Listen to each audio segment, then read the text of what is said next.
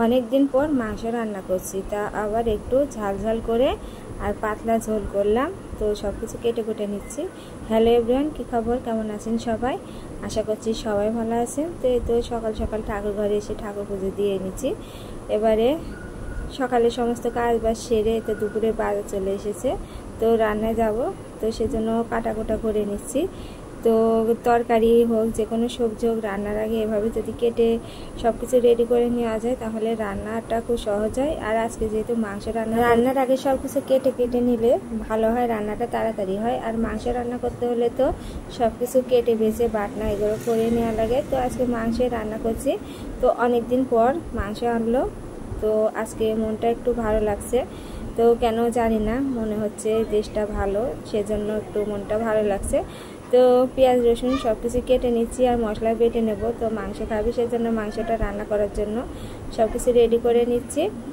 আর আজকে সবারই একটু ভালো লাগছে। তো অনেক দিন অনেক ঘরের মধ্যেই ছিলাম।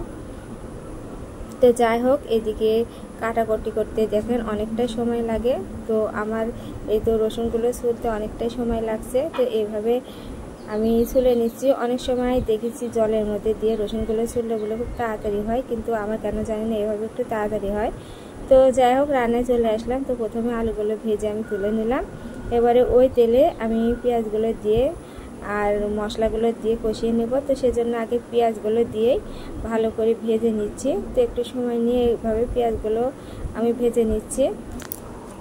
আর আজকে বেশি কিছু রান্না করব না, শুধু মাংসে রান্না করব। আর সকালে একটু সবজি ছিল, ওটুকু আছে, পাতে দিয়ে দেব। তো খালি পাত তো দিতে হয় না, তো সেজন্য ওই সবজিটুকু পাতে দিয়ে দেব।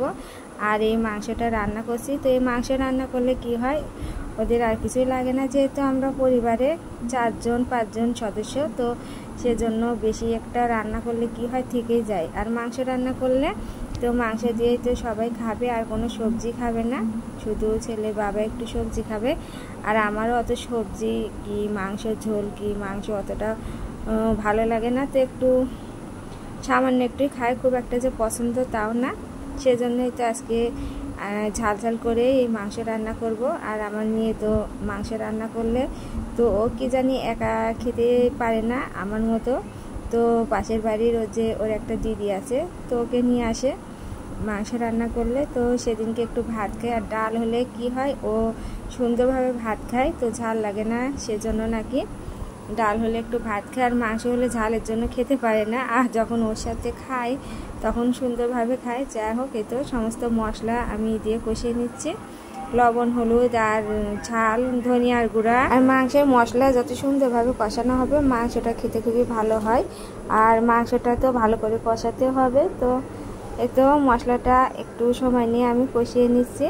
আর এর মধ্যে কয়েকটা আমি চেরা কাঁচামরিচ দিয়েছি আর শুকনো মরিচ, তেজপাতা, তো সবগুলো দিয়ে তো মশলাটা কষিয়ে নিলাম। এবারে মাংস দিয়ে দিলাম। তো মাংসটা আগে কেটে দিয়ে পরিষ্কার করে তো রেখেছিলাম। তো মাংস দিয়ে এভাবে ভালো করে কষিয়ে নিচ্ছি। তো ওই তো বললাম অনেকদিন পর আজকে মাংস হলো। আর কিছুদিন হলে কেমন জানি একটা গম্ভীর গম্ভীর ভাব, তো কিছুই রান্না করতে ইচ্ছা করছিল না। তো আজকে একটু ভালোই লাগছিল, তো বললাম মাংস নিয়ে আসে, ওরা খাবে। তো মাংস রাঁধতে অনেক সময় লাগে, কোটা বাটনা করা বাড়তি একটা ঝামেলা আমার থেকে মনে হয়। একটু সময় নিয়ে রান্না করতে হয়।